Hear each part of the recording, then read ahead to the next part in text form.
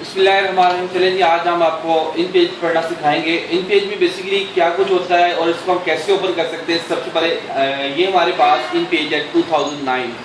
अब होता क्या है कि इन पेज 2004 भी हमारे पास होता है, 2014 भी होता है, इसके अलावा और भी बहुत सारे ऑप्शन हमारे पास होते हैं। तो हर एक के अंदर कुछ ना कुछ छोटी मोटी तब्दीली होती है।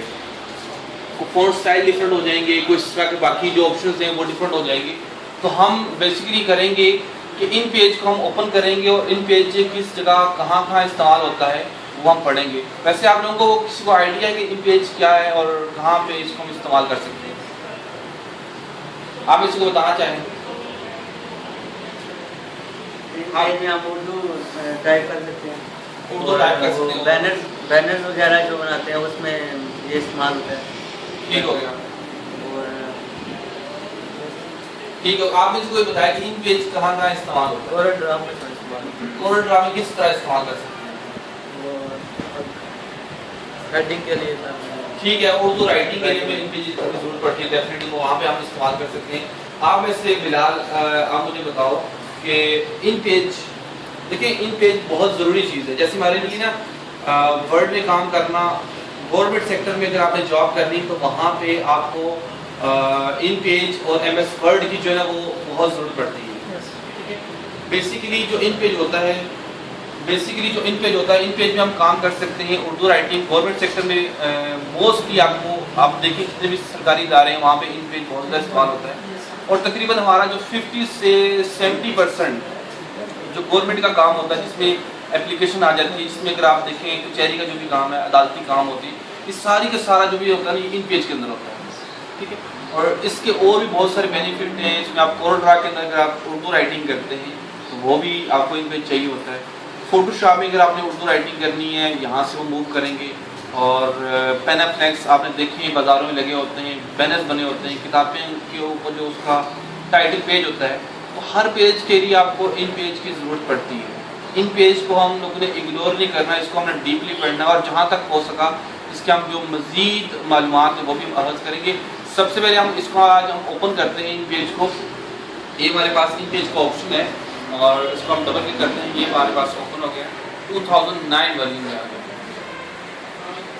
यहाँ पे क्लिक किया, इसको हम फाइल में जाके न्यू करते हैं और ये इसकी बाय डिफ़ॉल्ट सेटिंग है।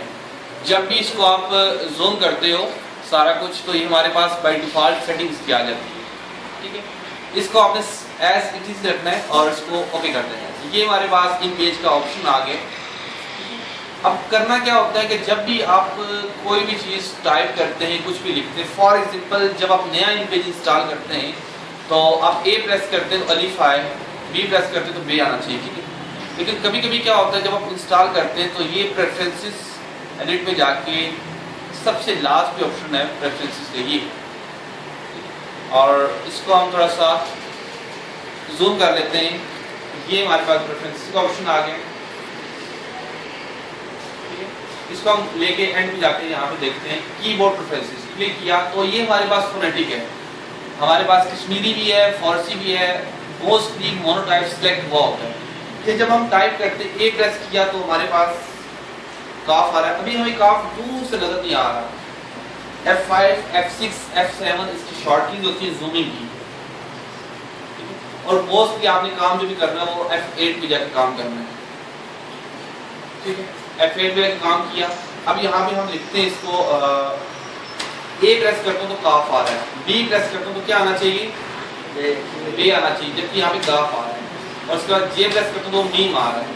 तो होना क्या चाहिए कि जब भी हम टाइप करें, मैं कहता हूँ ए प्रेस करूँ तो अलिफ आए, बी प्रेस करूँ तो बे आए। ठीक है, तो क्या करेंगे, एडिट पे चलेंगे, यहाँ से क्लिक किया कीबोर्ड प्रेफरेंसेस में और यहाँ पे कीबोर्ड प्रेफरेंसेस में जाके क्लिक किया। यहाँ पे हमारे पास ये ऑप्शन है फोनेटिक। ठीक है, इसको ओके करते हैं और यहाँ से क्लिक करते हैं। अब इंटर करें आप यहाँ पे नेक्स्ट लाइन में, ए प्रेस करता हूँ तो अलिफ आ रहा है, स्पेस दिया, बी प्रेस करता हूँ तो बे आ रहा है। ये इसको हम जूम करते हैं, सिलेक्ट करके कंट्रोल F10 करते हैं तो हमारा ये जो एरिया ये जूम हो रहा है। अब देखिएगा जी प्रेस करना है, अगर आपने जी में लिखना है तो जे प्रेस करेंगे, एम लिखेंगे तो मीम आ रहा है। तो ये बेसिकली बाय डिफॉल्ट सेटिंग होती है। इसको हम सेट करते हैं एडिट पे जाके यहाँ पे हमारे पास ये इसकी कीबोर्ड की प्रेफरेंसेस जाके बाय डिफॉल्ट सेटिंग होती है।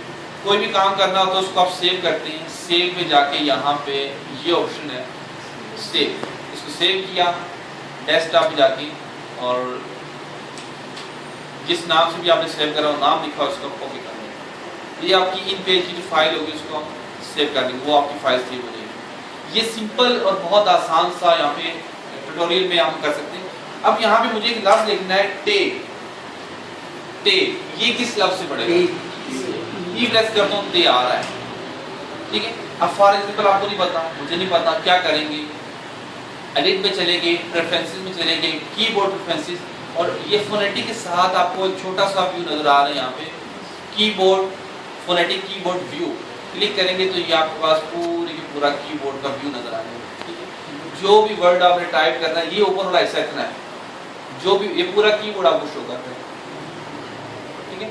अब जो भी बटन आपने यहाँ से प्रेस करना है वो आप यहाँ से कर सकते हैं, ठीक है। लाइक यहाँ पे मैंने टी प्रेस करना है, ये टी आ रहा है, ठीक है। तो क्या करेंगे आपके साथ वो आपको बता रहा है, ये ऊपर वाली जो कमांड आ रही है, ऊपर वाली जो लाइन आ रही है, ये शिफ्ट के साथ प्रेस होती है, और नीचे वाली जो लाइन होती है ये आपको शिफ्ट के बगैर प्रेस करना पड़ता है। लाइक यहाँ पे टी है टी के साथ, यानी कि एक कैपिटल टी, इसको हम करते हैं यहाँ से शिफ्ट के साथ टी। इसी तरीके से जो भी अल्फाज आपको नहीं समझ वो आप जाके इसमें जाके वहाँ पे कीबोर्ड व्यू में जाके यहाँ से आप क्लिक करके यहाँ से उसको आप चेक करके दे सकते हैं। कोई भी मसला हो नेक्स्ट आप मुझसे ज़रूर पूछिएगा। उम्मीद है कि इस चीज़ को आपको समझ भी आ गई होगी, और इंशाल्लाह नेक्स्ट भी हम इसको आगे पढ़ने की कोशिश करेंगे, और आगे हम मज़ीद इसमें फॉर्मेटिंग और पैराग्राफ्स और बाकी जो डिटेल है वो भी हम पढ़ेंगे, ठीक है। और